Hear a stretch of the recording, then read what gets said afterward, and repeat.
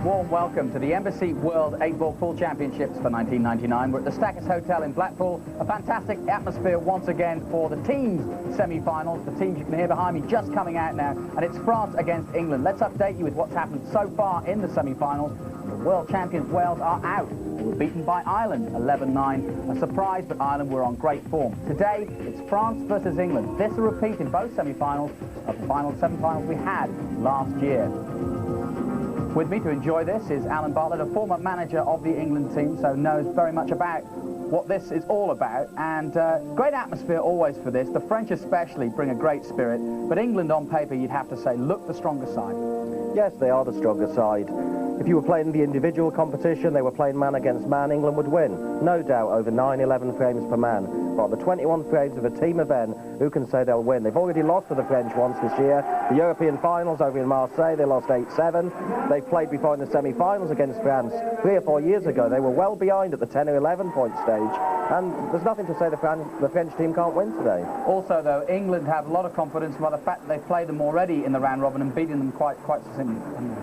Well, that's all very well, but that stands for nothing today. It's a new game. How the balls break is going to be very important. They'll both get chances. If more chances go the French way and they take them, nothing says they can't win. Having said all that, obviously we all know that the England team are favourites. Let's talk about the format of the teams game. 7 to a team, and you then shuffle the order a little bit about who plays who. Basically, each player plays 3 games. But for the players, it's tough because it is only one frame, and as an individual, and you mentioned the fact that England have got great individuals, but the point is, playing just one frame is very cutthroat. One mistake, it's over. Well, you haven't got a chance to get your cue arm going.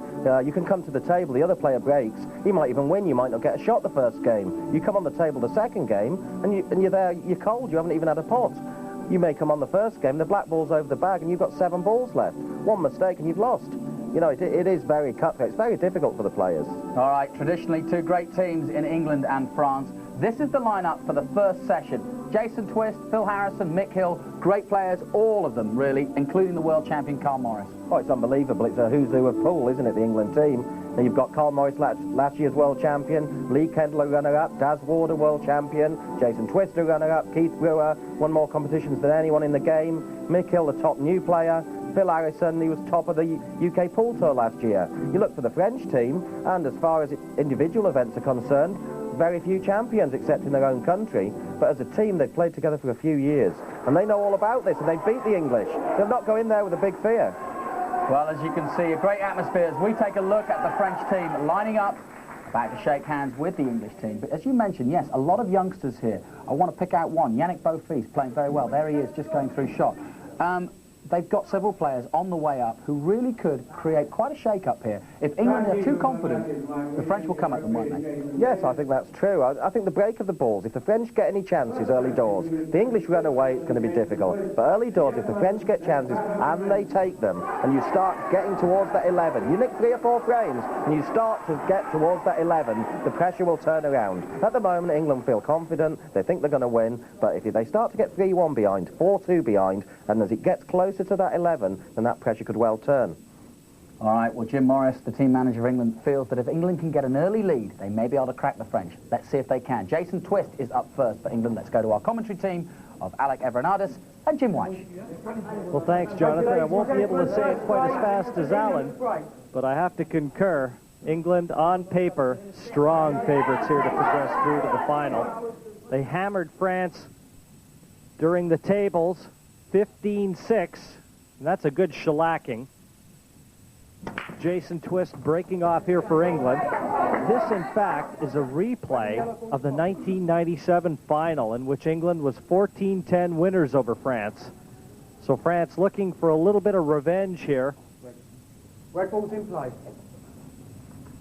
Alec, we talked certainly before the outset here how important it is to build on emotion and to keep everybody, even the ones that aren't at the table, as we look at Jason Twist, involved in the play.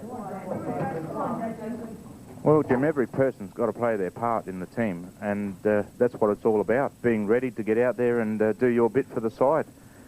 If your concentration falls away, well, you're not doing your part, basically. That one shot might miss and you lose the frame for your country. Yes, and your value doesn't have to come while you're at the table. You can be very supportive, very positive, very upbeat, and keep your side focused, and that can be an asset. And that, too, has a bearing in how a lot of these team members are chosen. And there you have a look at the English side. Mick Hill, Daz Ward, reigning world champion Carl Morris. They've got quite a side to contend with. You see Keith Brewer and Lee Kendall in the background there.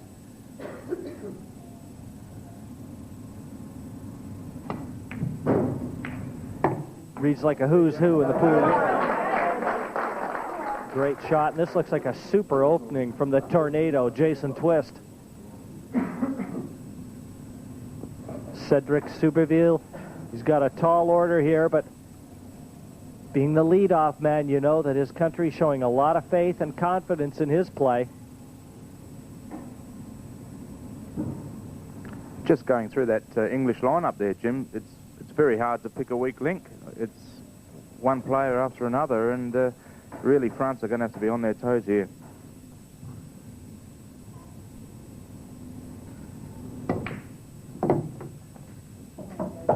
And Jason Twist, a former world champion runner-up. No stranger to the limelight and to the pressure of big-time pool action.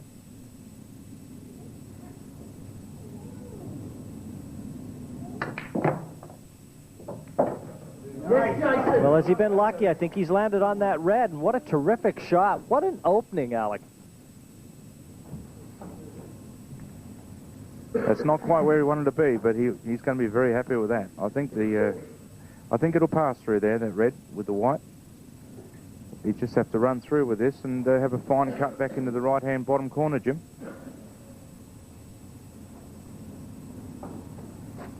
You can see the red just on. He doesn't want to cannon the black. He wants to be able to play it. Looks like to the opposite corner pocket. He'll be happy with that result, Jim. Looking to complete the break and finish here is Jason Twist.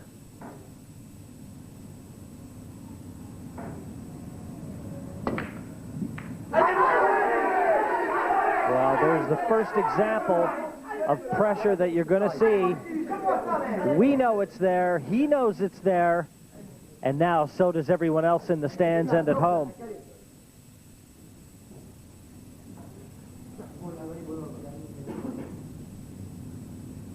The first frame still very much in the balance. Cedric Superville in with a chance that he probably didn't think he was going to be getting.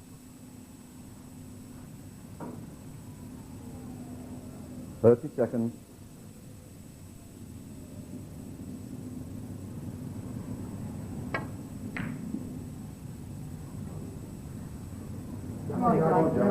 Well, he never intended on potting out there, Jim. As you can see, he's gone over to the right-hand corner just to maybe slide in behind them yellows and break them open and get the little snooker there, but he's got lucky. He's missed the pot and ended up with the jaws there, and I don't think Jason's on this black. No way in the world. No, I still think that he wanted to try and pot that and lay the cue ball in behind those two yellows that we see top of the picture there. Then the snooker would have been almost impossible to escape from. As it is, he's got an outside chance here. And how often have we seen it where you've left your opponent a chance when he didn't think he was going to get one, and he's put it in?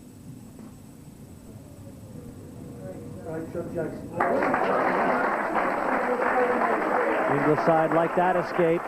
He's kept the 8-ball very close to that corner pocket, and that keeps the heat on the young Frenchman. For the first frame of the day, that's a very good touch off 2 rails, Jim. He's played that absolutely perfect there.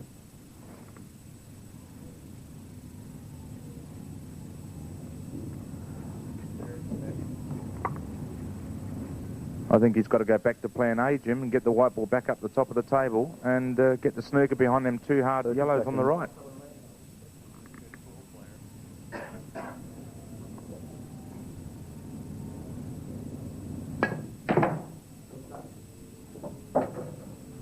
A little bit of cue power there. The full length of that 4x8 stretched corner to corner and still drew the cue ball back 5 feet.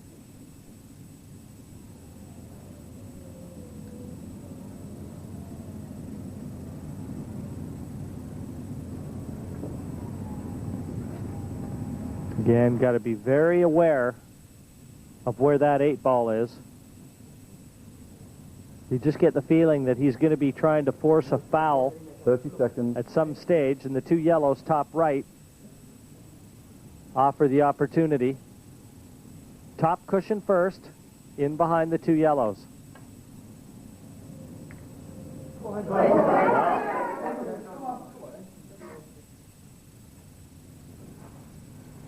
That was a tough shot. That was a tough shot, Jim, because obviously he was worried about hitting the jaw and then missing the yellows completely. Here's an opportunity for Jason right now. Well, that was a let-off. Jason Twist accepts it, but he surely knows that he was lucky to have a shot at that 8 ball. It's England 1, France 0 in this best of 21 team semifinal. And the final 8, not the simplest, but a shot that Jason knew he had to get. Laurent breaking off here. And against Phil Harrison from England. Important to establish yourself early, get a good break off. Ideally needed a ball down, but didn't get it. So it's an open table for Harrison coming in now.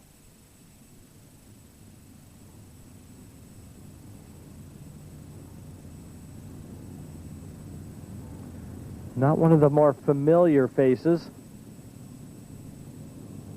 But I can tell you one thing, if he's on this English side, he's a capable player. With the amount of qualifiers that these players have to go through in England, obviously we've got so many.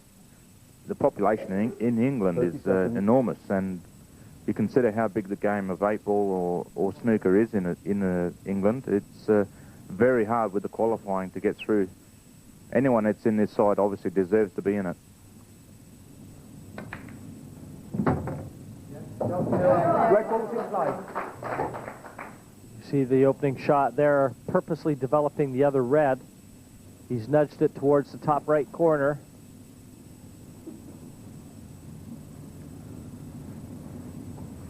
Probably the only reason he's chosen the reds there, Jim, is because he's got a little bit of control there in the bottom left-hand corner. And the yellows are all potable, but obviously, you know, he's happy with the control and pot this red up at the top right-hand corner, or maybe even just slide down inside the row there and put this ball over the hole.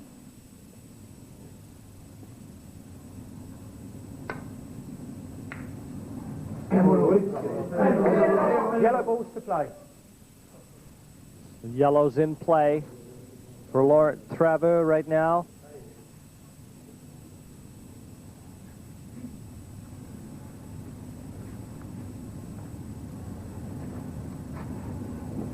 There's one thing that's very noticeable about this French side, a lot of youth, and with it, I'm sure, exuberance.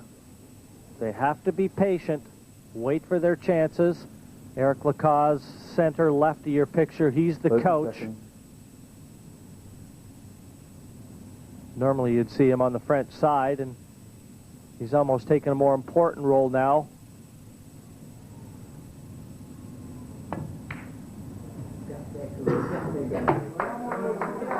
Well, that won't hurt their cause. That's a great opening shot by Laurent there. He's pocketed the yellow, knocked the red safe, and really he's just brought himself back into this game, Jim.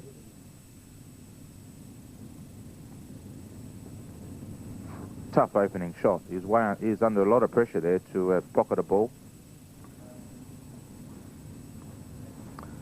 He had a very good winning percentage during all the preliminary matches. 30 seconds. Laurent played 25 frames, winning 17 of them. And that translates into a 68% winning percentage. That's no mean feat.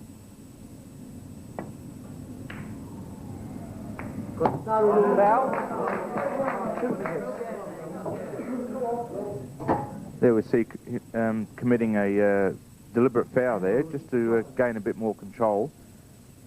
Give Phil Harrison the 2 shots, and hopefully, just looking at where the reds are positioned there, he hasn't got a starter ball, so he won't be able to keep his 2 shots, and he won't be going to look at potting out either. So that's a great shot there, Jim. Good thinking shot there.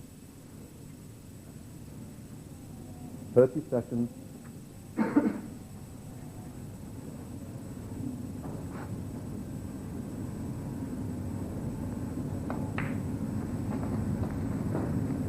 Second visit.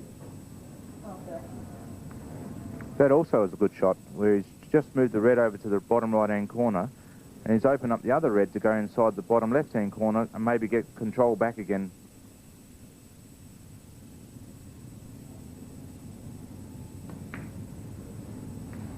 A little harder would have been nice. Yeah, I think he was more concerned about actually potting the red, where it was more important to actually keep the red on the table, even though it didn't cover. Because as you can see, it's still covering the other 2 yellows behind. Us.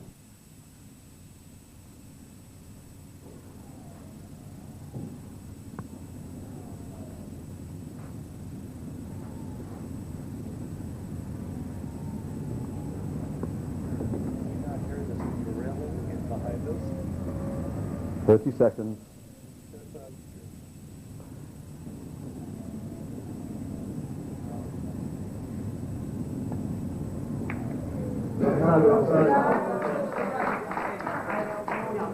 Well, turning into a game of wits. And right now, Laurent Trevor is in the driver's seat, controlling 2 pockets at opposite ends of the table.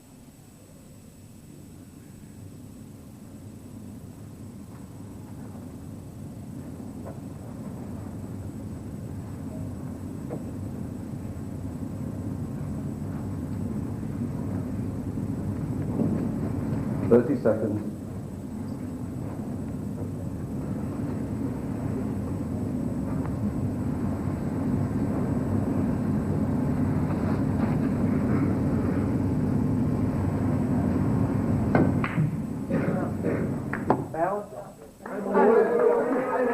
Two visits.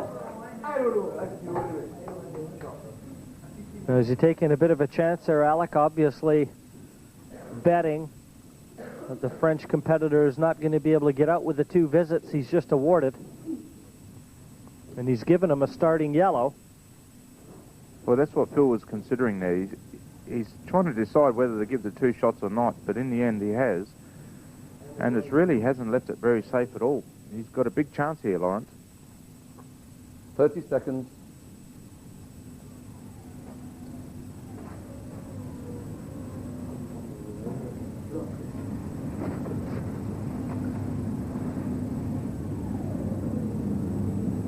And he's trying to double this yellow back into where the pocket where his hand is, and also move the other yellow up to the top of the table.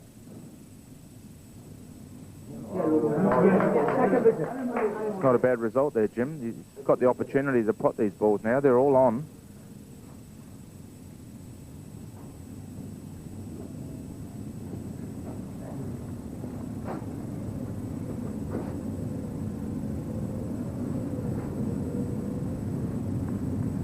I think he must clear the top yellow on the right-hand corner, so the other yellow would pass after that's cleared. But he's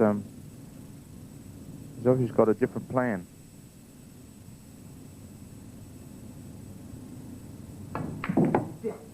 That's a great shot, Jim. He's opened up the black there. I was considering leaving that ball last and just leave everything as it is, and that way you know where you're going. Where you go for results like that, he could have ended up behind the yellow or left himself nothing, but he's ended up with a good result there.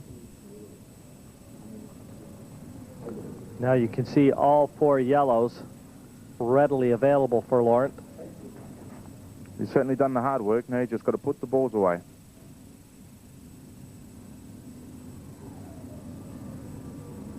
.30 seconds.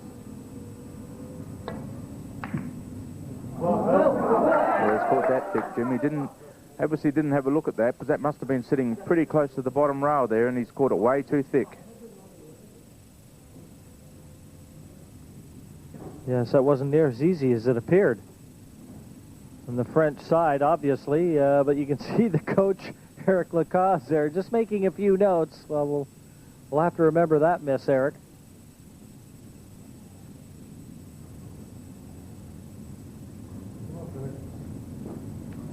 30 seconds. You saw our official touch the table. Phil Harrison is deaf, and these players get a 30-second warning. And that's how he's notified of that 30-second warning. What do you think of that shot, Jim? That was a difficult red, and he's gone after it right away. Certainly takes the pressure off when you can get on the hard red early in the pot out. When you've got other balls to use as backup, if he didn't actually get on that red, he had other options where he might have been able to get on that ball again. So it just takes the pressure off when you can go for it first time. And there he's played another good shot. To get on the two hard reds, nice and close, he will not miss the first red. When you're close to these balls like that, these players do not miss these balls.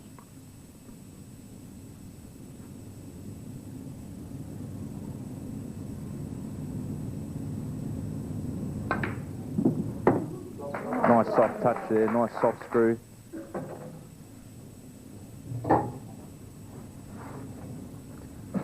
Yes, it certainly thought about going in, though.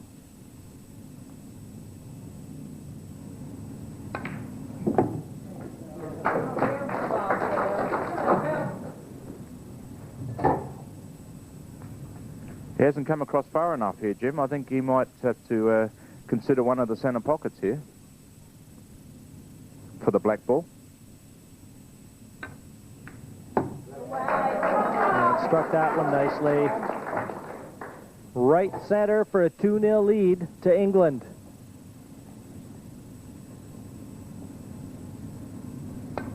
And a good performance from England there. Very happy all around. Phil Harrison has staked England 2-0 in front of France in this semi-final.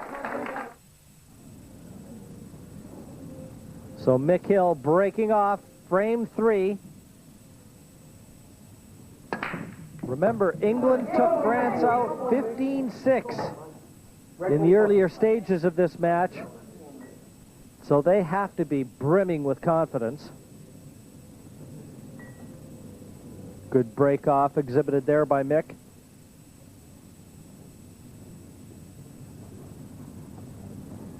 Open table, so still his choice of colors. I think he'll still be staying with the reds there, only because of that bottom left-hand red covering the corner pocket there, down on the left. Red ball's in play. 30 seconds.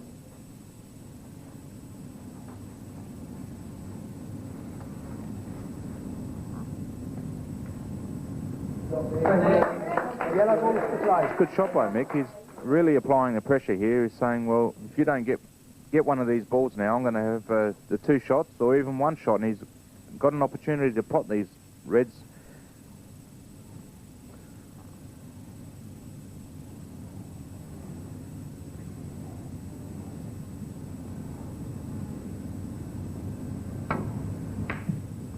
Foul.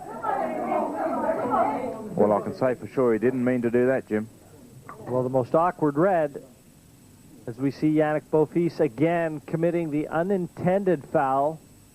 Cue ball following through and slotting the red in the bottom corner. But the awkward red in the center of the table as we look is one that Mick Hill is going to be concerned with.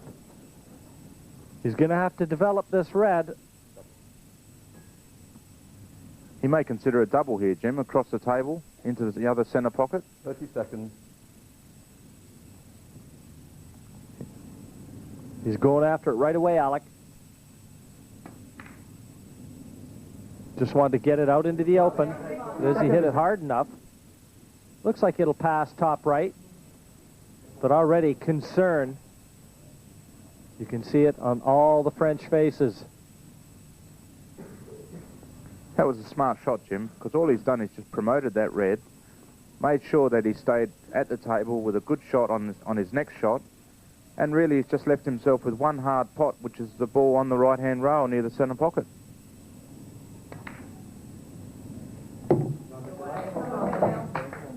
Nice angle there to get up for the top 2 reds on the top cushion.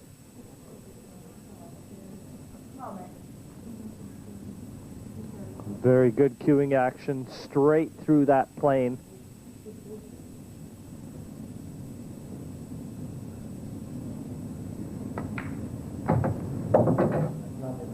Played a bit of snooker as well, Mick, when he was picking up a cue in his earlier days.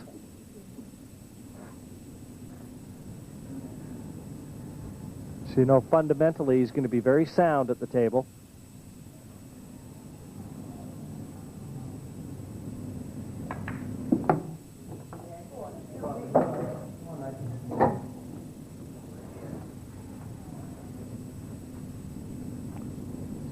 He nearly went a bit too far there, Jim. But if he's on this red, he's only got to... Oh, I think it passes. I think he'll be on this. Just end up nice and straight on his red here. We'll just roll this down into the corner pocket. No force required, because he can just put the black straight across in the other centre pocket. This looks like it's just about over, I think.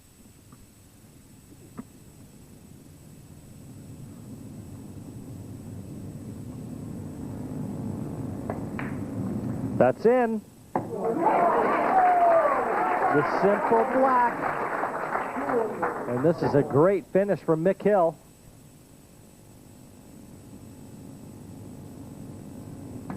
Well, there you have it. Confirmation, 3-0 by virtue of that win for Mick Hill. And what a start for the English side over France. Well, now it's all on the French shoulders. Benjamin Varveau breaking off here against England's Daz Ward, and it doesn't get any easier for France. Dazzling Daz Ward, a former world champion, runner-up in the Stackus International Masters, recently played. Here we go again, Jim. Daz, another aggressive player here. He's not going to mess around. He's going to put these yellows away here without any doubt. Just remember, they're 3-0 up.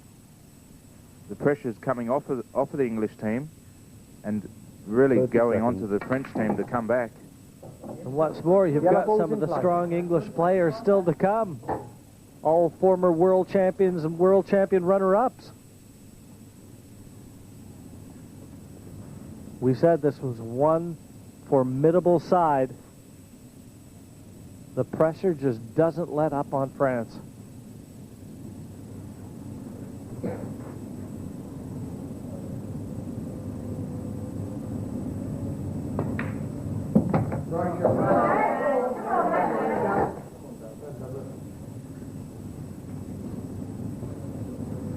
Actually, he looks to have a perfect angle on that one yellow to just flick the white into the red and get on the most awkward yellow on the table.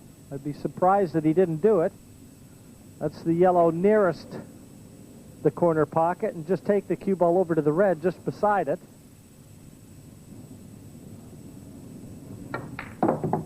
There you go. Only problem is he's hit it a lot harder than I would have.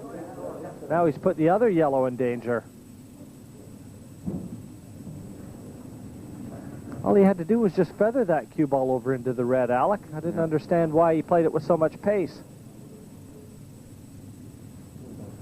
Well, you were probably hoping he'd maybe catch it a bit thicker and push it further away from the yellow. More of a stun rather than a screw, Jim. Well, he has to leave himself an angle on that yellow to the bottom left. And you can see it right now. He's perfect. Now he has to screw that white ball over to the red and once again free that other yellow. So here we go. This is a big shot here. Couldn't have played it any better. And they know it.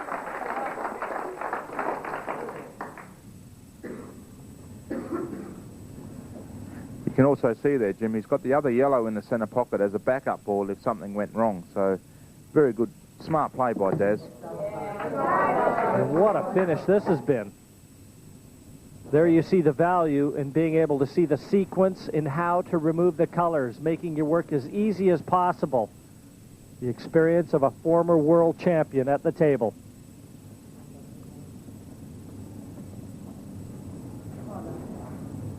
Here, all he's making sure is he doesn't want to leave himself queuing over that red.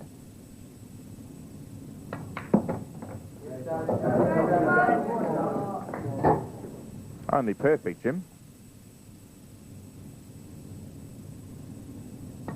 The game is not near as easy as Daz Ward just made it look.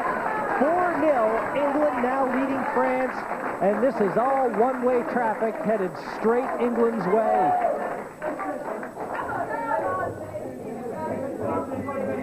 Well, Alec, this is exactly what France had to try and avoid. The onslaught that England has thrown at them right now is something they must have feared. As we see the 8 ball again deposited by Ward. And what a terrific performance that was by him. Well, England were on a freight train at Eurostar pace, running right through France. But thankfully, Stéphane Jain has come back and halted that progress, at least temporarily. But a good performance. France desperately needed that, Alan. Oh, they did. 4-0 down. It was looking as if they were going to be steamrolled. And it was a good finish. That black was tough. There's not a lot of space in there. And fair play to Stéphane. Got down, took his time, just off the knuckle there, and in it goes. You were talking about the angle being very important. You wanted him to be a bit straighter on it, but it was good enough. Yeah, if he'd have had a small angle on that black ball, it would have been difficult. He'd have had very little room for error. But when you're straight, you can see exactly where to hit it. And sure enough, he got the pot. All right, well, coming up next, it's the world champion, Carl Morris, in action. And he'll be playing Laurent Charpentier. And it's Charpentier to break. Yes, it's Charpentier breaking off right now.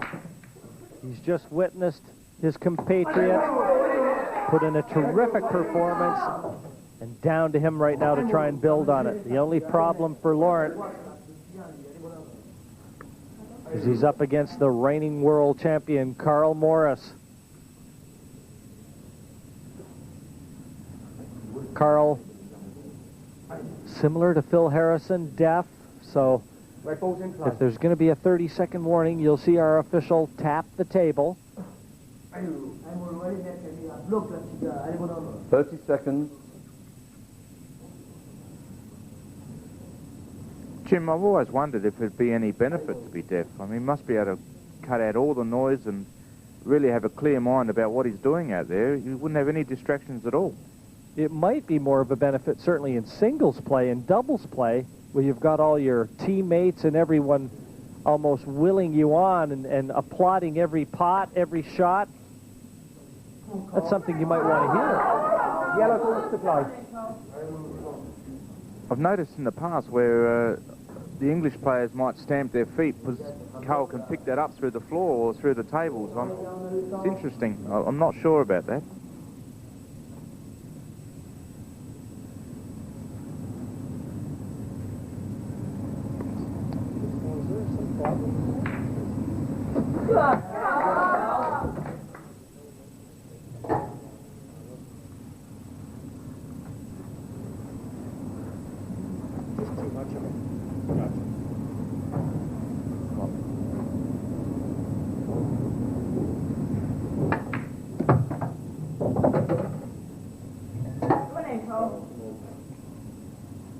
Sitting very nicely right now for Carl. Just a matter of controlling the white.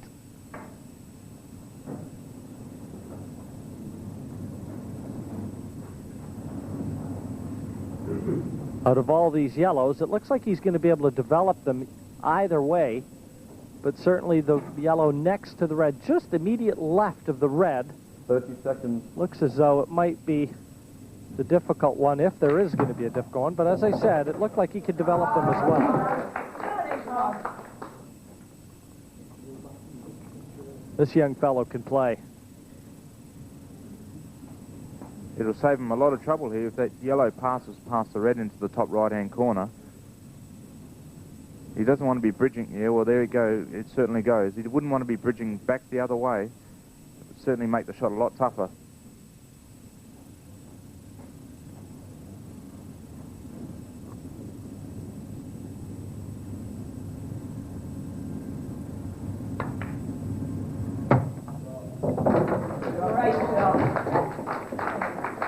Cue ball just travels slightly further than he would have liked, and you see him shaking his head. Just overhit it. That's making cueing a little more awkward than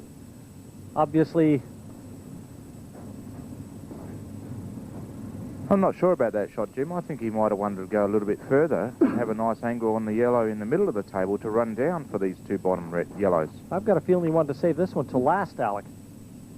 Play the yellow bottom left, yellow bottom right, and come up for the yellow in the center. It affords easier position onto the black.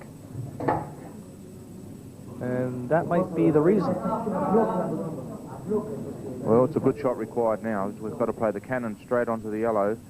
But as you can see, there's three reds in the bottom corner, so if you can get it on the side rail or at least over the pocket, it won't be all that bad. Well, this is going to be crunch time right now for Carl Morris. He's going to have to call on all his skill to be able to plop this one into the pocket. I think he's very good at these shots. I think he'll get this, Jim. 30 seconds.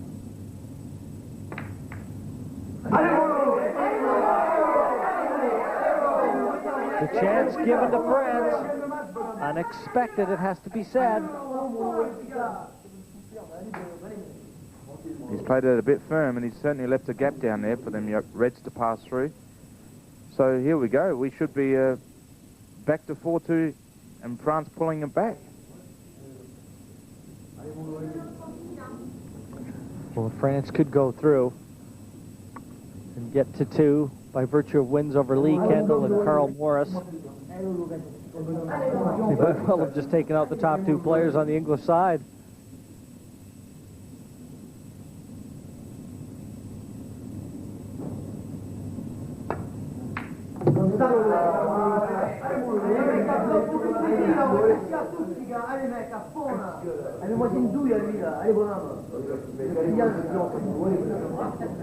Laurent Charpentier at the table for France. I think he's got to clear both of these reds on the top left-hand corner, Jim, first, and then bring the white down to the other 3 reds down the bottom, just so you don't have to worry about travelling back up the table again. I think he would have been happy with both of them going in there. Wouldn't have bothered him had the other red disappeared. As it is, still no problems. Just got to take the cue ball back. The way that these players think, they don't want to be travelling up and down the table all the time. The less distance they travel, is the better they can judge the pace that they're trying to get on their next ball. So, very strange shot to be able to be hitting that ball so hard and bring the white ball all the way down, and now he's taking it anyway and trying to come back down again. So, strange shot there.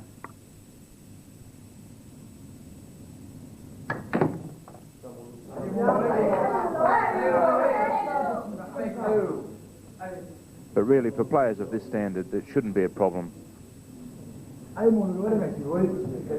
Well, he's got the yellow there to give himself a little bigger pocket than would normally be offered to. So, again, there should be no bother here whatsoever for young Laurent Charpentier. The only thing I'd be considering, Jim, is where the yellow is going to come out to and whether it's going to kiss any of the reds or maybe even land on the black or cover the line for the other corner 30 pocket. seconds.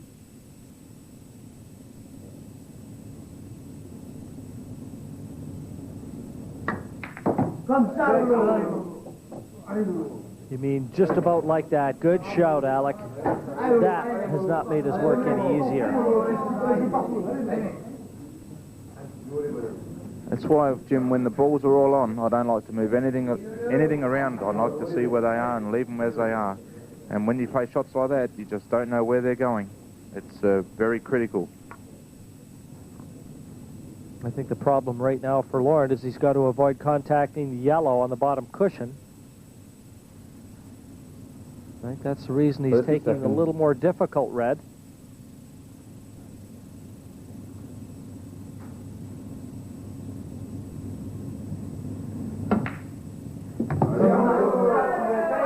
Now the important shot. Position from the last red to the 8 ball.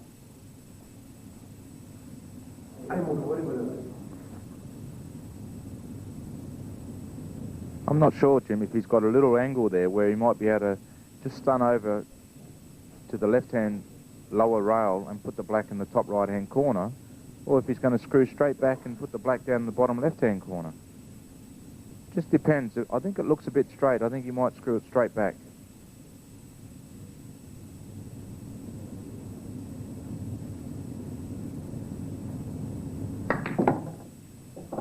He's overhit this. Well, how do you fancy this 8-ball? There's the French mascot, Alec. And he doesn't even want to look right now. Got the sunglasses on. This was overscrewed by about 2 feet. I think he's just tried to cue that very well, and he's really hit it sweet as a nut. He's gone way too far. But these shots here, where you've got the blind pocket, you're looking over the other corner pocket, where you're trying to cut it back. It's a very hard shot. These 30 seconds. Well, no one in their right mind can fancy him for this. Hampered cueing right across the side cushion.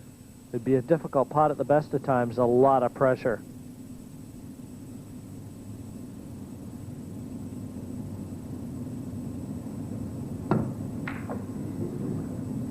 You just couldn't fancy him for that. Now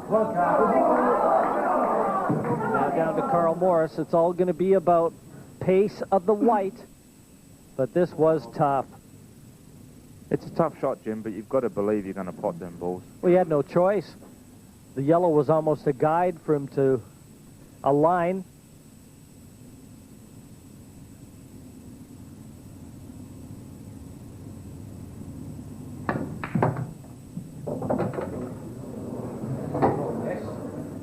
Not bad. Not bad at all. One thing about it, this won't be traveling at a lot of pace. If it doesn't go in, it'll be covering the pocket. But you can see the concern near the corner pocket with the cue ball there.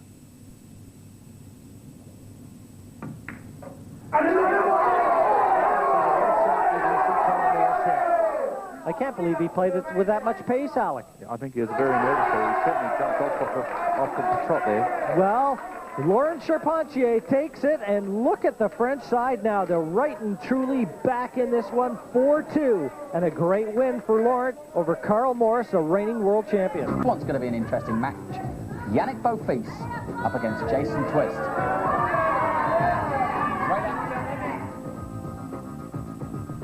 The French side breaking off. Young Beaufils up against Jason Twist. Keith Brewer smiling. Easy to smile after. There'd have been no smile if he'd have been on the wrong end of that result.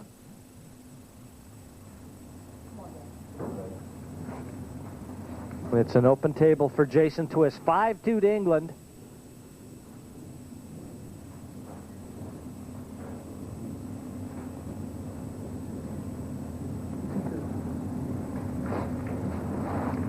Jason Twist, a former world champion runner-up. One of the mainstays on the English side has been, since this event's inception,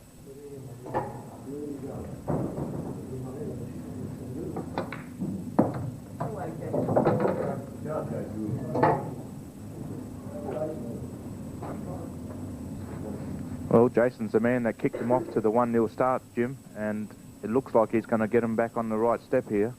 He seems to be cueing the ball a lot nicer than what Keith did, and looks very confident there.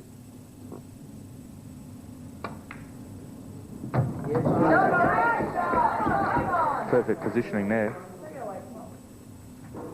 he always, to me, in the years that I've seen Jason play in the team event, he always looks like such a confident player, the sort of player you'd really want to bank on. I'll bet if they took the results over the years, his might be some of the best. Certainly once they've gotten to the televised stages anyway.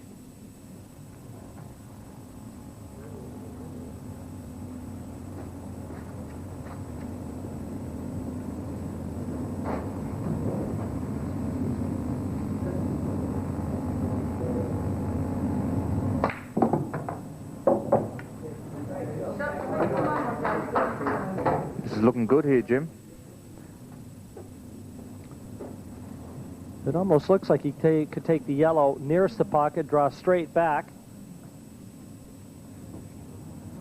Either way, he's going to get the cue ball over the right-hand side of the table for the 8 because it's available bottom left. I think that's the ball he's got to take, Jim. He's got to take the ball closest to the pocket. draw it back and have a half ball cut on the other yellow to run around off the back 2 cushions. He's elected to play the other yellow top right. I'll just say this shot here is a tough shot. You've really got to put some power into this white with top right-hand side, and then it makes the pot harder. Jim, by playing with a lot of side at forcing pace, I don't know about that shot.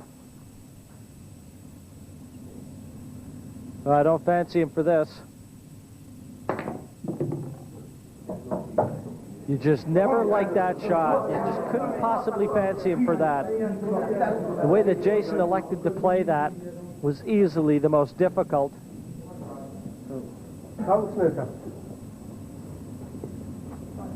He probably struck it as well as he could, Alec, and still got a negative result. Well, I feel he got the worst result because he's gone the hardest way.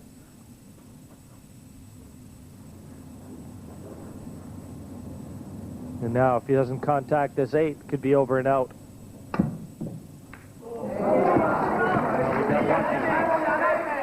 The English side can offer smiles, but still, he's in his chair, and Yannick Beaufils is at the table. No smiles from Jason.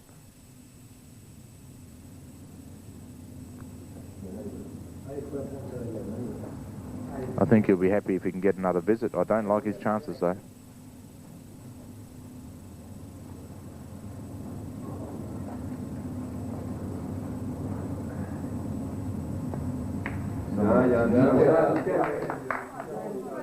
Well, he's back at the table, but he can't see the black. Yannick's laid a nice little snooker there. But I don't like to let my opponents back at the table, Jim. I don't know how you feel. Well, in this situation, though, Alec, I mean, he's obviously trying to put himself into a zone where he's got a little less pressure, and by extracting a foul and giving himself 2 visits, I mean, this one's in the lap of the gods. For Jason to have any shot, he's got to try and fluke that black, and the first order of business is striking it. And that's not that easy.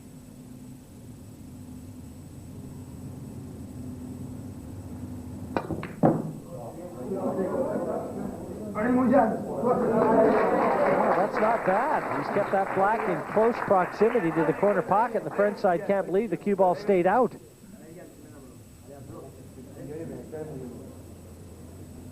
I'm not sure how it stayed out either.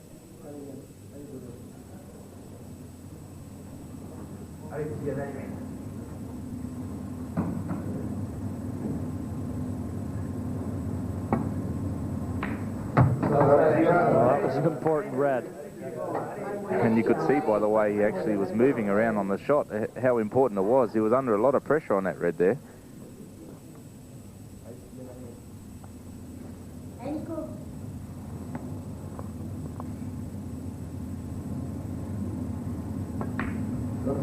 See what I mean, Jim? I feel he was in the same position right here and now as what he was before he played that snooker on Jason. But now he's electing to pot the balls, where before he elected to snooker. So I don't understand why you choose to let your opponent... I mean, if he had fluked the black, he wouldn't be doing this right now.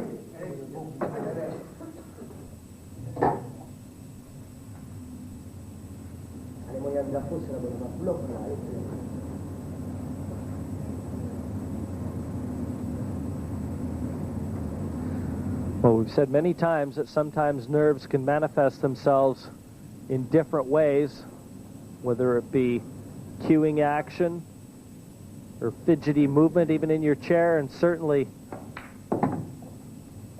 in decision making. The thinking process can be affected by nerves.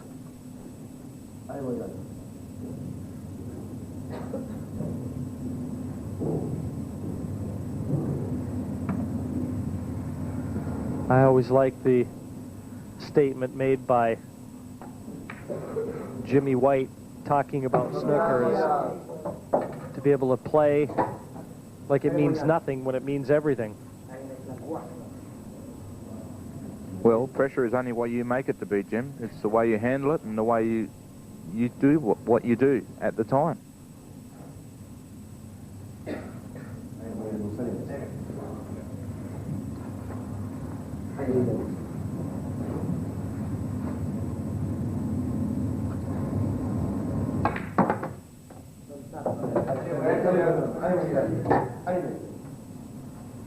Looking good for France here, Jim.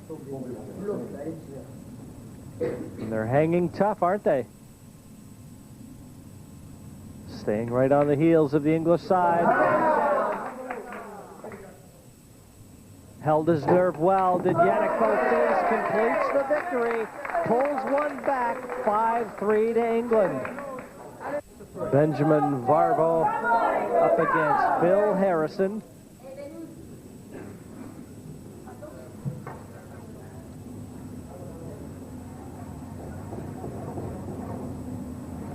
Harrison breaking off.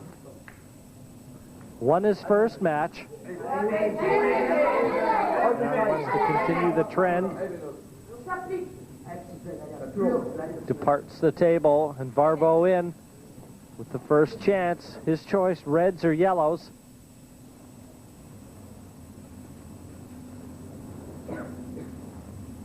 Almost looks like he may be forced.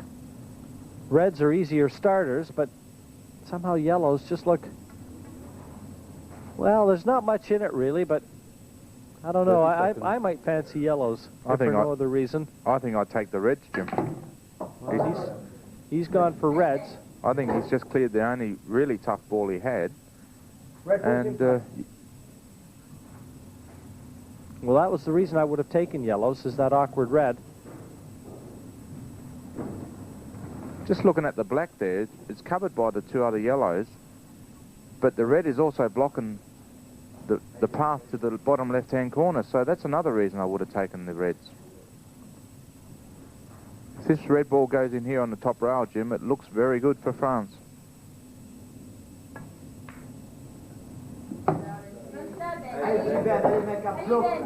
They look like a different side that started the semi-final. I think they've just settled down.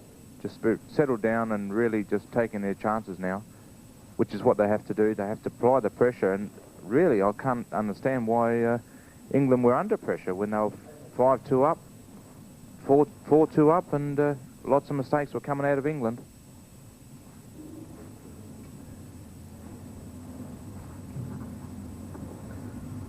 "30 seconds."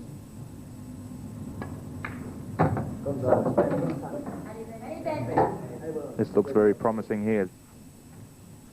I remember Benjamin when I started here about 6 years ago with my first titles, and he was only a young junior then, and now he's up in the senior ranks, and I think he's been here every time. We're talking a lot of experience with this gentleman. Well, France is the reigning European team champions.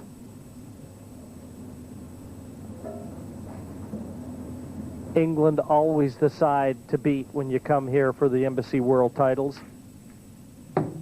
They're the ones you have to get up for. France squeaking through to the semi-finals.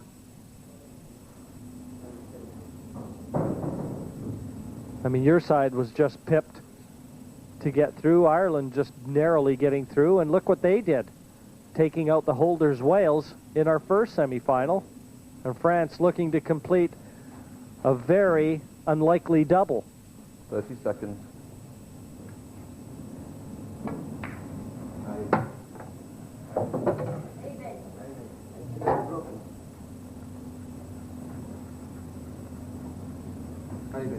Comes down to this shot here, Jim. I think he's just got to bring the white ball back to the middle of the table, but he hasn't got a lot of room to play with there. That's somewhere where he wants to be, but there's not a lot of room.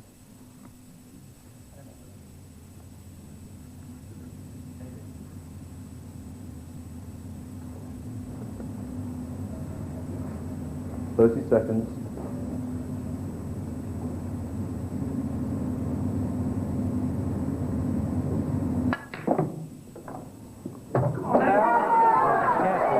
Ball to find a path into the middle pocket from that angle.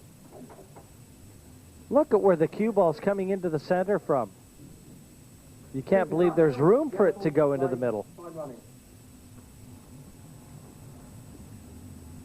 Disaster in the form of that in-off, and what a let-off for Phil Harrison in England.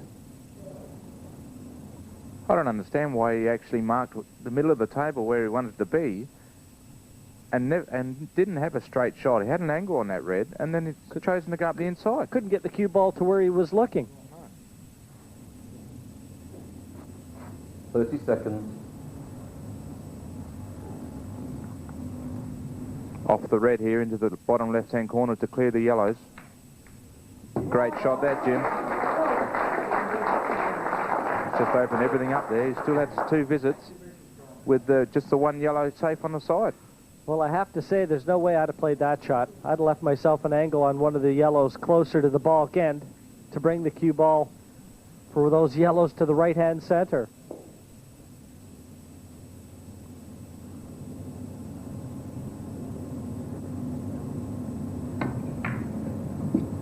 That was an important pot. He wants to maintain his 2 visits. Just shows a man with confidence there, Jim, especially when you got 2 visits. It's a confidence booster there for sure. I think he was happy to play that ball off the red just because he knew if he didn't pot the yellow, he was still pushing the red fairly safe. So, and he had the other visit as well. So he's going all right here, Phil. Looked terrific in his first frame, and he's looking no different here. And Jason Twist can offer a smile. He knows. He dropped his second frame, but Phil Harrison doesn't look like he's going to do the same.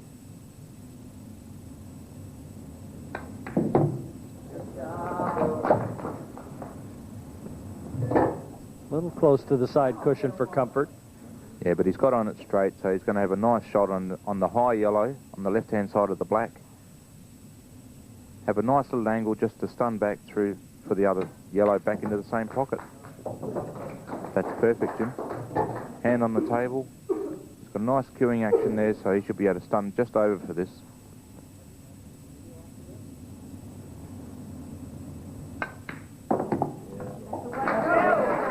He has looked solid. Mick Hill loves it.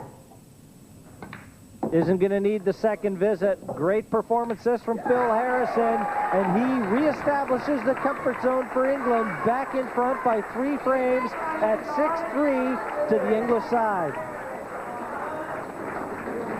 Well, a decisive frame for England there, and almost showboating by Phil Harrison. Excellent performance by him. Had a game in hand. Yes, he had an extra shot there. He finished up well in his first match. The French should have won the frame. A little bit out of position on the last ball. In the end, he ends up going in the middle. And then Phil Harrison plays a red. Let's see the shot here. Here's the shot from the Frenchman. If he was going to play that shot, he had to screw it very deeply. He didn't get hold of the white, and he's gone in the middle. A little unlucky, obviously. But then Phil Harrison plays the yellow ball off the red. He's no need to do that. Here it comes. Could have potted this direct. He had 2 shots. He's feeling so good. And after that, it was all plain sailing. Fantastic pull. And the difference between 6-3 and 5-4, big, isn't it? Still playing catch-up, the French. It's difficult, isn't it? Well, it's 6-3 at the moment. Can the French come back? So right now, France again has to produce something special. And it's got to come in the form of Cedric Soberville up against Mick Hill. Cedric at the table, having broken off. He led this event off and lost the frame to Jason Twist. So we'll see if the nerves have settled. At 6-3 down, can ill afford to lose this one.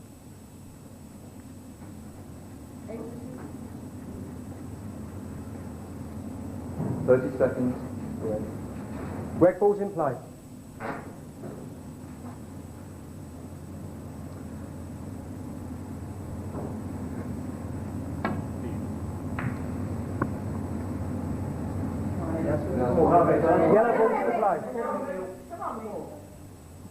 Well, right now, Cedric has to be concerned. He's elected reds. He tried to keep that over the pocket just to give it a little bit of insurance.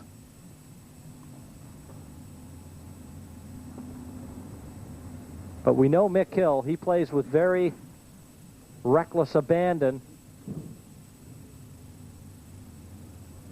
I think that's why he chose to try and cover up straight away, Jim, to get a bit of control in this match.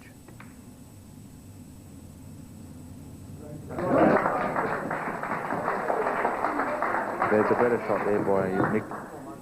He's covered that absolutely perfect. That's what you call good judge of pace, off the 2 jaws and perfectly over the centre.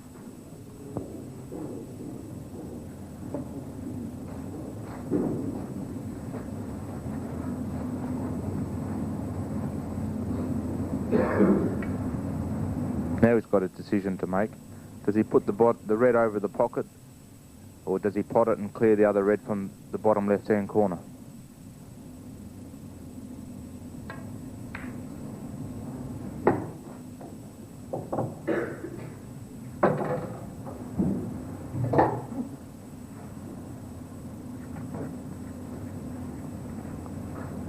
Well, the stage is set here.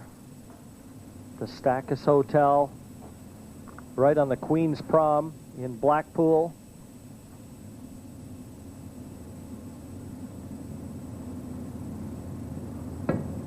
France and England in a showdown to see who will oppose Ireland. It was a very good shot there. He's pulled it out of the pocket and covered the yellows going into that corner. So I think Mick can see maybe a gap going through there. Might be able to play the yellow off the red, as we've seen in Phil Harrison do on the last game.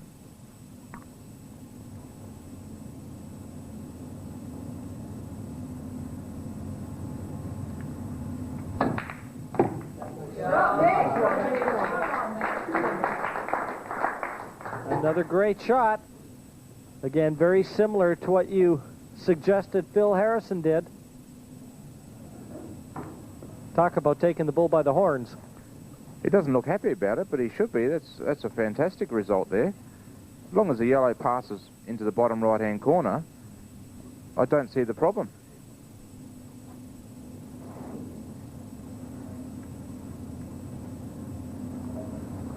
seconds.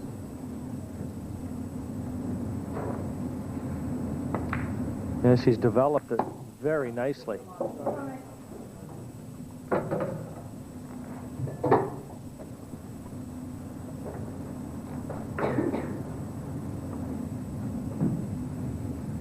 Ball over the bottom left-hand corner here, Jim, to screw up for the yellow on the top left-hand side row there.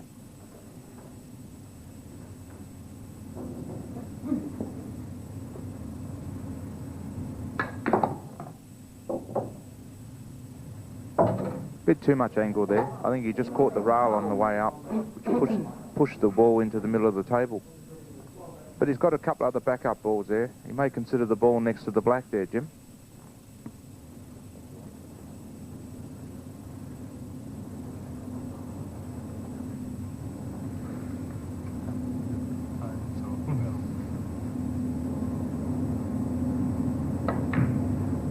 Oh, that's a super pot.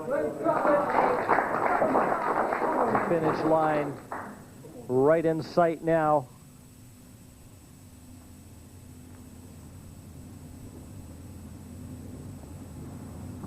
That never looked like missing, Jim, and you can see him now. He's running around the table. He knows he's a big chance here.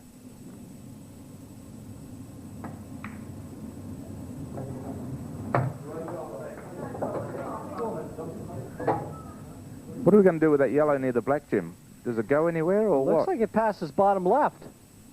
So all he's got to do is plot this one in. The only problem is,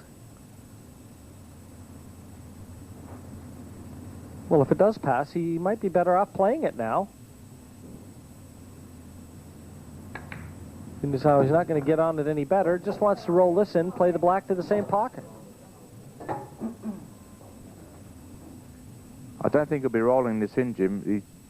You've got to be careful you don't drop short on this, trying to hold the white. See, he's got a little bit of an angle here, but I think he'll still put this away.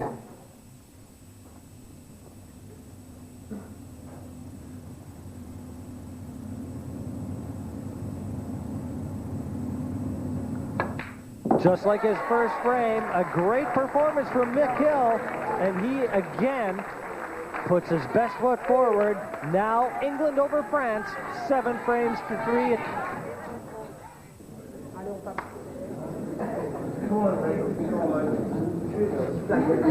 So frame France to break, trailing 8 frames to 3.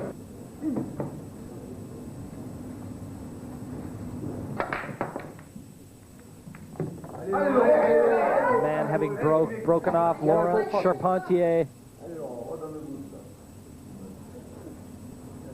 Slotting a ball off the break. lot of power in that break, Jim. You notice the white jumping around there. He's actually done well to keep it on the table.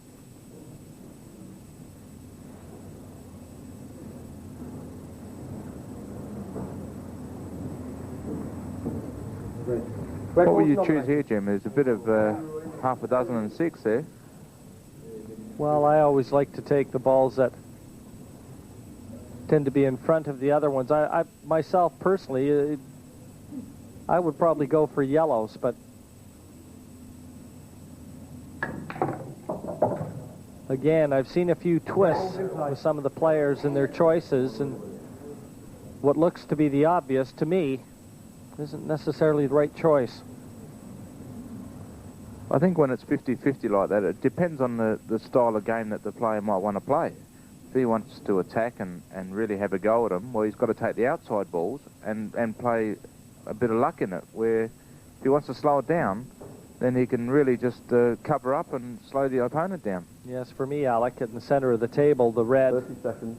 just nestled in between the two yellows, was my reasoning for choosing yellows, because the yellows look available where the red isn't.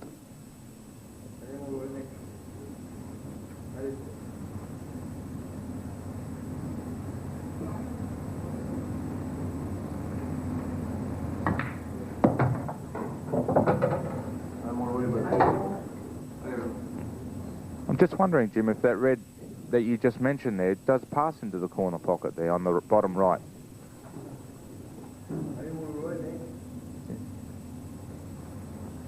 No. There we see it doesn't pass, so he's going to have to try and control the white and break into them somehow.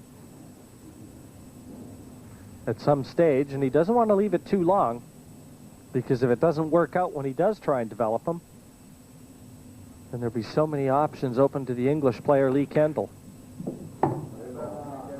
Now, Lee was subject to a blitz in his first frame. He never got a chance. He broke off, and that was the only visit he had. So here, he's seeing the French player break off, and I wonder if Lee's going to get a chance in this one.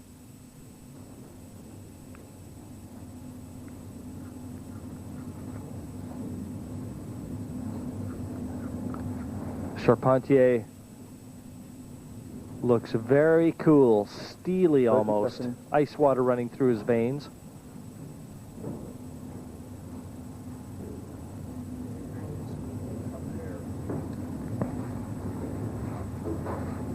I think it's a bit unfortunate there, Jim. If the white had travelled a little bit further, he would have had a little angle to get in underneath the left-hand side of the reds and maybe get an angle into the other centre pocket to break into that red. That one trouble red that he has. Foul. Well, he's gone for a bit of safety there, just trying to cut the red down to the bottom corner pocket, cover up the black, but he's hit it way too fine. And you see he's going off the yellow into the centre pocket.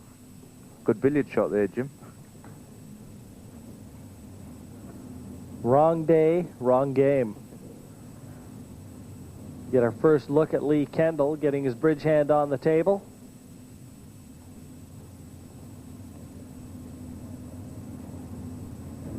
Now we'll see how Lee maneuvers that cue ball around, because we know he's got a little work to do. Those yellows are available, but only if the cue ball can find the right position with which to try and attack them. And remember, he does have 2 visits, so if he elects to try and dislodge them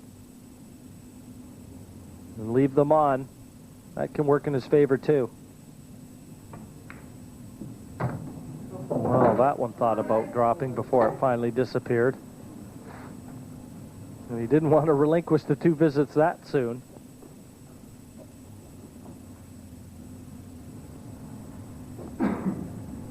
There's so many things going through a player's mind, Jim, that occasionally you actually forget about the pot, worry about the position, and that's when you see players miss the easy shots like that.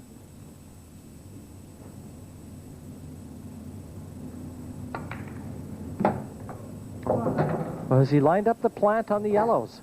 If he hasn't, I think if he plays directly into the front yellow, you can see the plant is lined up, but he may be better off shooting right into the yellow, because then he's going to clear both yellows, leave himself right on. I think there's a bit of a gap between the two yellows, Jim. If he plays it directly straight on, I think that he'll miss the pot. I think it's more important here to actually maybe even waste one shot and open them up. That's what you're saying? Yeah.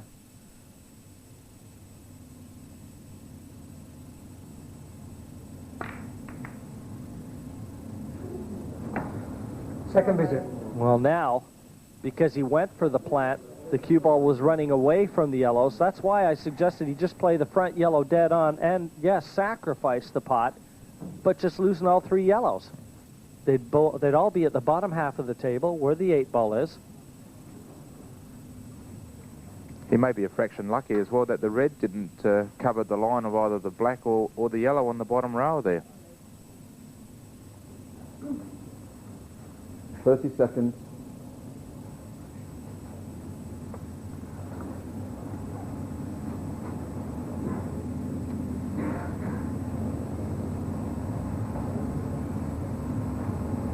Come on, Lee. Come on, Lee. Come on, Lee.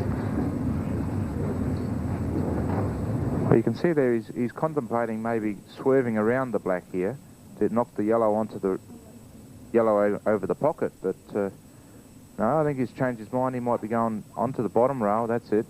Oh, look at that. That's a good shot, Jim. Took the yellow over the hole and left him nothing on the red there. Yeah, good, positive way to leave the table. But having the two visits, you had to fancy him to get out right there.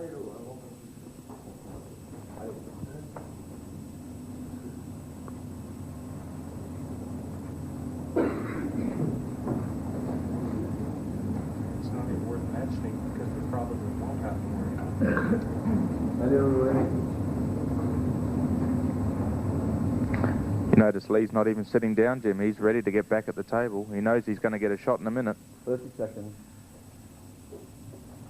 Only because he's left his opponent absolutely nothing.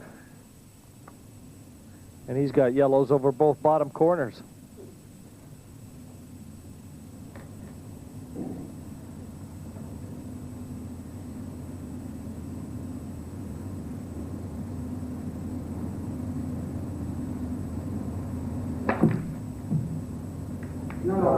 Foul. 2 visits. Well, the last thing he wanted to do was foul. It has to be said, Alec, that Lady Luck has not smiled on the French team today. They've had some cruel turns of fate. But when you're in trouble, you've got to play the great shot. He played a really good shot, but lost control of the white. He's put the black safe, but unfortunately gave 2 shots away. Now that's going to happen. When you're in trouble, you've got to play the good shots well.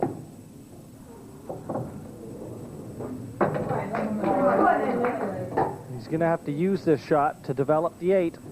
I don't think so. I think he'll just run up, try and maybe get the white up the top end of the table. Do you think, Jim, or maybe play it soft? I would consider getting the white up in the bulk end. Well, I think he's going to pot the yellow and try and develop the 8. Waste the 1 visit. He's got 2, remember.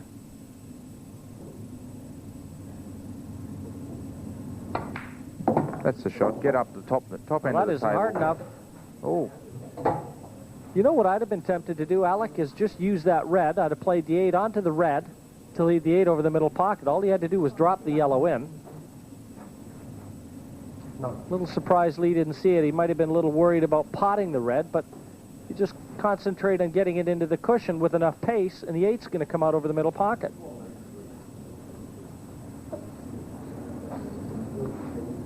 Well, I have to say I didn't think of that either, Jim.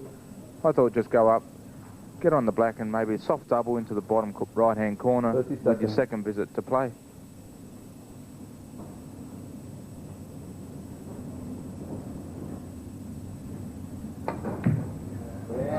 Fantastic shot, Jim. Jackpot. Don't think Lee expected to get it, but the handshake nevertheless. And all of a sudden, the English team is really riding the crest of a wave. Just 2 away now from a place in the final.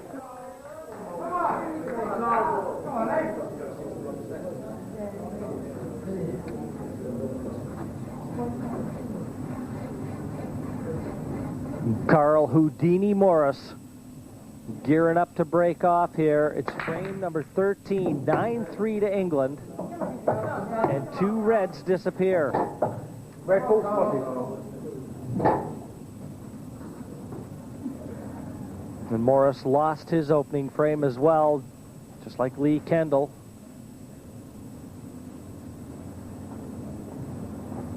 And you know, there's a lot of pride on this English team. These guys don't like to lose their frames regardless of what the team's doing. It's all about the team, of course, but they want to do their part. They want to be able to say they were a part of the victory. 30 seconds.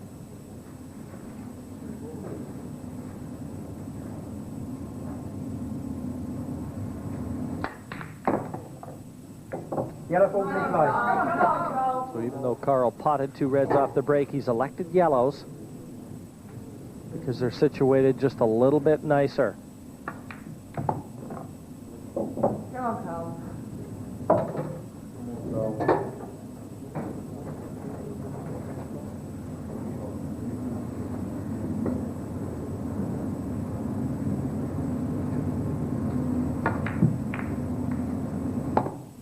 Wow, that's perfect. Couldn't have worked out any better.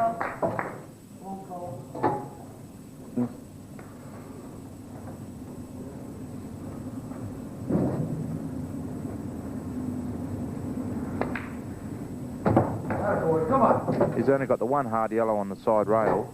You notice there he's just about dead straight on that, Jim. We can just screw straight back for that. And then he'll have a linking ball with the other yellow in the middle of the table into the other centre pocket with the easy black in the opposite centre. Nice touch on the yellow, doesn't hurt. Perfect shot there.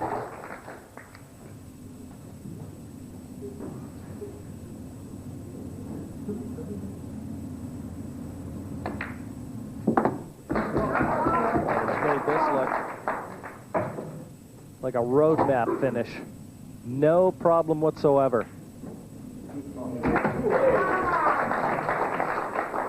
You can mark this one on your score sheet.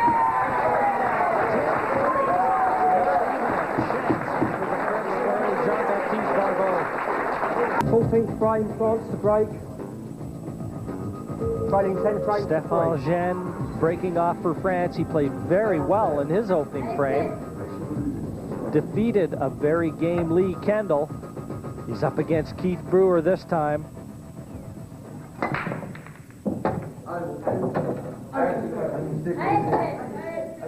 Yellow ball potted. Yellow down, open table.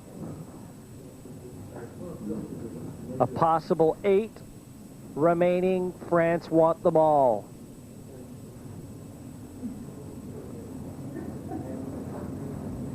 This would be a comeback that they'd talk about for years. Red ball's nominated. It's got to start 1 frame at a time. The players really have to pull together now.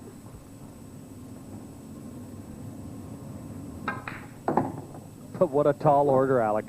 Red ball's in play. Well, we know how tough it is when you're so far down, but like the confidence that Carl Morris just showed is the confidence that you can feel from the whole English team.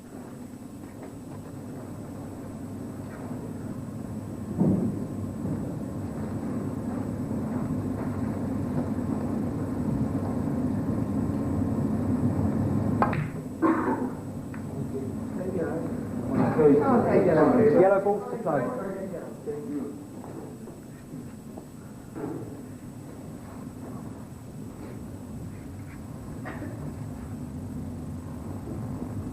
Well, here we go. He's under pressure straight off here. That's Stéphane Jean. He's certainly promoted his balls in a nice position there.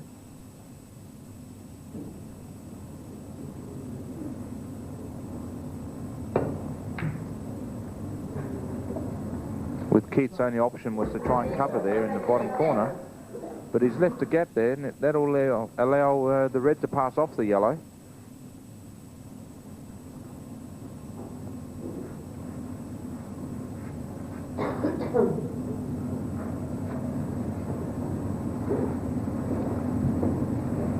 Well, Stéphane Jean does not want to be the last French player to be at the table in this match, and Keith Brewer does. 30 seconds.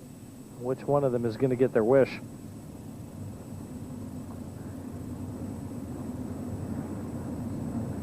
There's a good shot required here, Jim. If he can pull it off, he's a big chance to finish off this shot.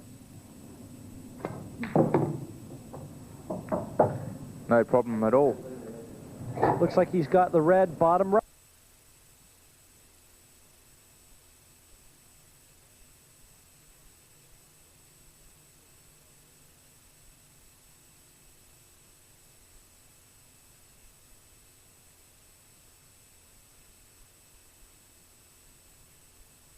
It's in.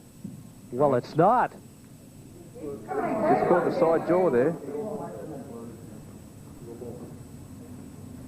Well, it certainly looked in for a moment, but yes, again, these tournament tables, unforgiving.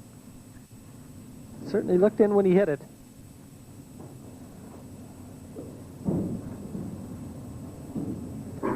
He still hasn't left Keith anything easy here. He's got to play a good shotty on his first shot.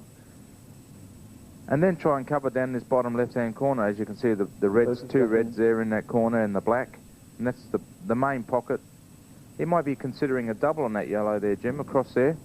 And try and cover from underneath. Rather than attempting a very hard pot on the first shot.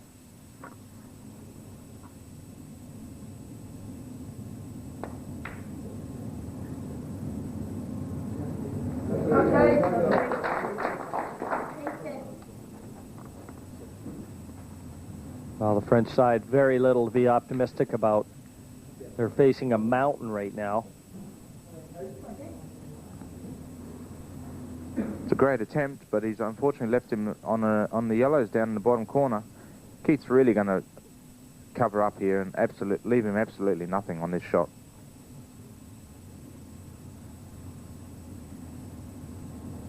I think that shot just turned the frame around, Jim.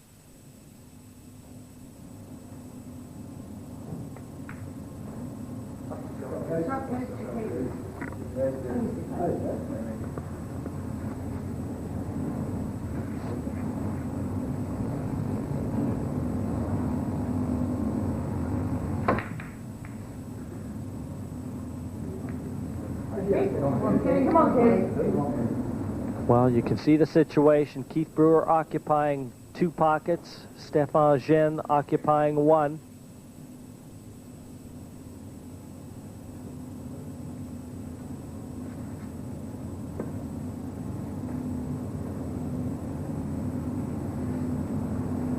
Alec, difficult to see who exactly is in a better position right now.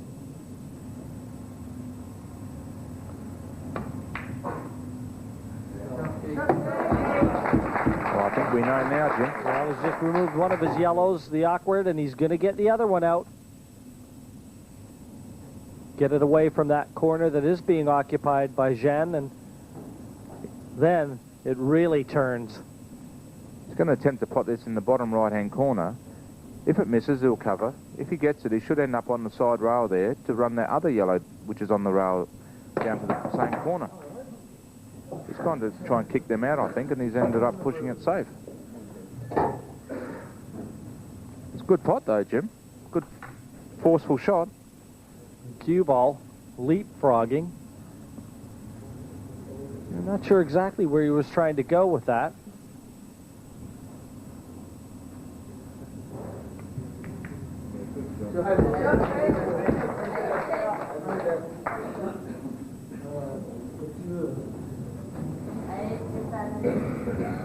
Well, Keith there getting his two yellows off the side rail, but leaving Stefan on a straight red into the other centre pocket. Geez, mighty close with that yellow there. Just about potted Keith's yellow. But he was unfortunate there with the result, because he's pushed the other red to the bottom rail. If he had happened to have got under that, he maybe could have played the plant onto the top two reds there. Go on now, rest please. It certainly scares me when he rushes into the shots, Jim.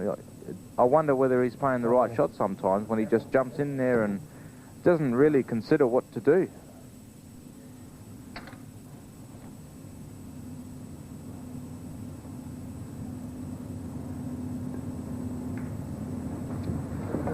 I won't be terribly happy with that shot.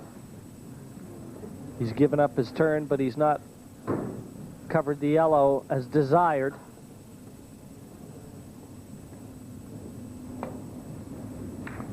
And Brewer in no hurries here. He's in complete control, and they know it. Well, in my opinion there, Jim, I think he played the wrong ball. You think he should have played the middle one, kicked the other yellow out, and gone for the win? Definitely. Yes, he's given Stefan Jean another chance, and again, he's not covered the yellow as desired. You can see him muttering to himself. He certainly made the black a bit harder, though, by pushing that down to the bottom rail. I don't know, the black will definitely not pass through there.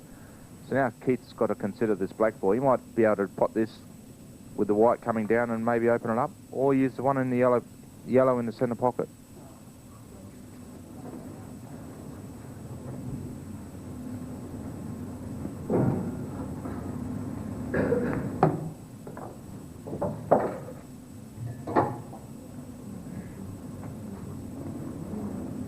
Well, you see what Stefan Jean has in mind.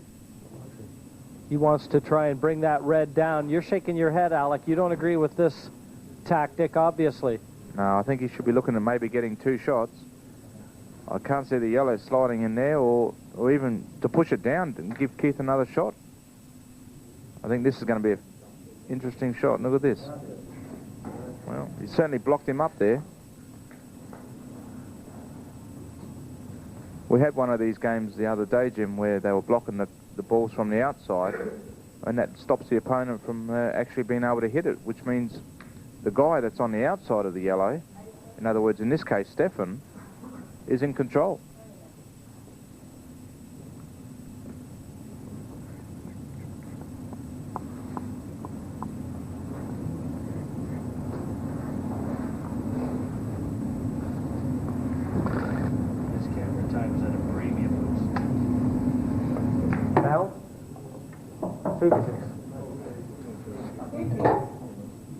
Stefan there committing the foul, because obviously he doesn't want to open up the black. The black's nice and safe at the moment.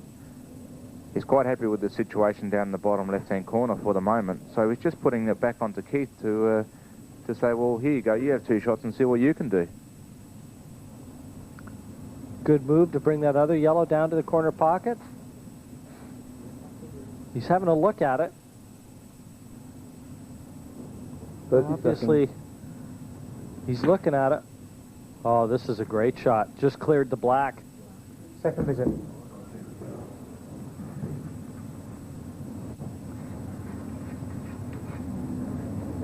Here's an opportunity, Jim, just to cut the yellow lower into the bottom right-hand corner and try and get the white to travel into the bottom left-hand corner and pot the yellow with the yellow over the hole. He's obviously in no hurry and just trying to make sure that he actually wins the match for England. I don't think he wants to go to the next round. This looks a bit soft. There's a foul. Foul. 2 visits. Come on, AJ.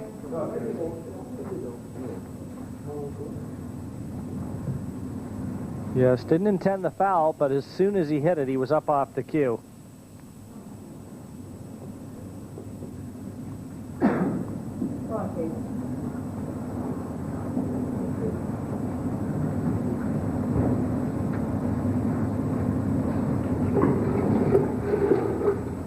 That yellow over the bottom left is the problem. 30 seconds. Keith having 2 shots, you'd almost think that he could pot the one in the center and play the yellow in the middle of the table into the one over the left. He's got 2 visits. Second visit.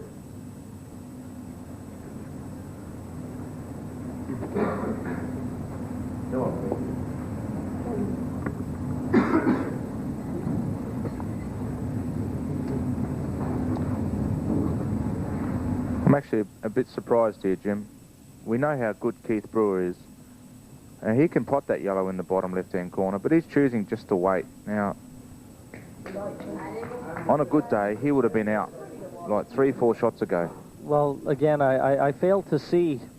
He's had 2 visits on a couple of occasions and not exercised them. So again, he's looking to grab the foul. But even if he has the 2 visits, he's not attacking with it. So what's the purpose of playing the snooker?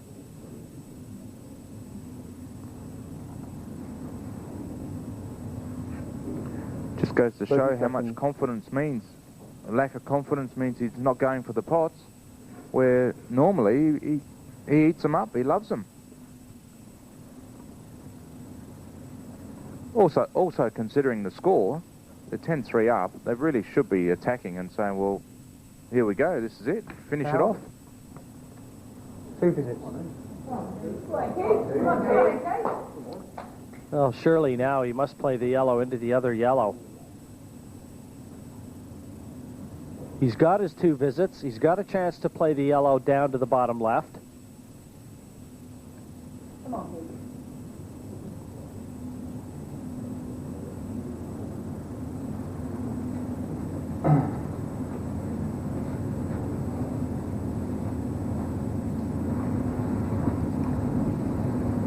He must know something we don't, Jim, because he doesn't look happy at all, does he? 30 seconds. Well, he is such a good player. You know, I think that he sometimes gets bogged down by his own mind. His mind is always thinking tactics. He doesn't allow himself to put his best foot forward. When he's had his best season, last year he was the runner-up in the Embassy World Individuals, and he did that by potting. I mean, sometimes you can outthink yourself. Into a state of confusion, basically. Yeah, he's surrounded by confusion.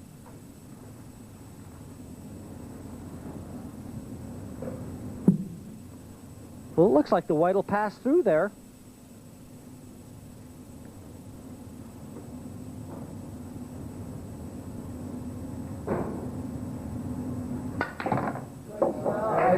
Well, we've known that all along, Jim. We just couldn't understand why he didn't go for it.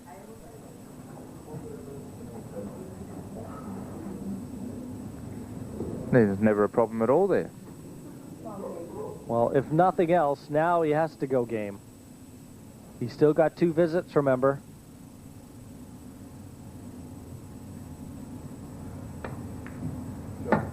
Perfect angle there.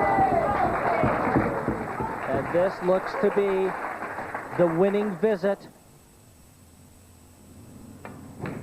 Down goes the 8, and Keith Brewer has dispelled Stefan Jean, and in so doing, taken England across the finish line. Cheers in order for England, but they took their time with Keith Brewer, but finally 11-3 over France, quite an emphatic win for them, and they move on to the final. Perhaps as expected. Alan Bartlett, at the beginning of the programme, you said exactly that. England should be, on paper, the team to watch. Yes, they should have beaten them, but France had their chances early doors. They didn't take them, and after that they just got steamrolled. Against the Irish know what they've got to do. They've got to take them chances when they get them. It's going to be a completely different game because I know we mentioned team spirit, but Tony Holgate and that team will be up for this, and England have dominated this team sport for so long now. It is time for a new team to come forward, and Ireland have the sort of confidence that can do it, can't they? Well, you say they've dominated it, but they did lose the final last year to Wales, and that's why they're all the more determined this year, and I think they'll go on and win it. But Ireland have got some individuals. France haven't got a lot on the individual side. The Irish team have got Tony Holgate, a former runner-up, Greg Farren, a world champion, Robert Brady seated in the world's top 8. And been playing very well, hasn't he? So, you know, they've got the individuals that could upset them. But the England team after that are not going to be downhearted, are they? No, they aren't at all. Let's find out how they're feeling. Lee Kendall is with Estelle Matthews. Thanks, Jonathan. Yes, Lee Kendall and co in complete control. Well done. Now, it was an easy victory, more than you expected, I think. Well, it's a great win over the European champions. To keep them to 3 frames is a great result for England. It was dragged out somewhat in that last frame by Keith Brewer. What were you thinking at that moment? Oh, I've got every confidence in Keith, his experience. He wasn't going to let them take the frame so they could get confidence to win another frame. So Keith knew what to do, grind the win out, and that was all that was required. OK, that's the semi-final out of the way. Now you've got to meet the Irish. They're looking pretty confident, aren't they, Lee? Oh, they're very confident. They're a rowdy bunch. I'm sure they're going to be shouting all the way. But we've got enough class in our team to hopefully come through and win the world title. Well, best of luck there. And England have got a pretty good track record. Back to you in the studio, Jonathan. Thanks, Estelle. And Alan here in the studio, I think he pretty much summed it up, didn't he? Yes, he was happy with Keith. He knows Keith's game. Keith's happy if he's playing what he wants to do. If Keith goes in and pots balls, he'll not be happy anyway. He wants to make sure he's in control. At the end of the day, he won his 2 frames. For all we've said about him, he's come out, it says K Brewer 2 on the score sheet. He's very pleased with his team, and he goes into the final, and I know how much they want to win it. They really do want to win it. But Lee summed it up, hasn't he, in many ways. He says they're going to be rowdy, they're going to be enthusiastic, but we've got the class to beat them. Yes, and they've played against each other lots of time. The rowdiness isn't going to put them off. The England team are just too good for that.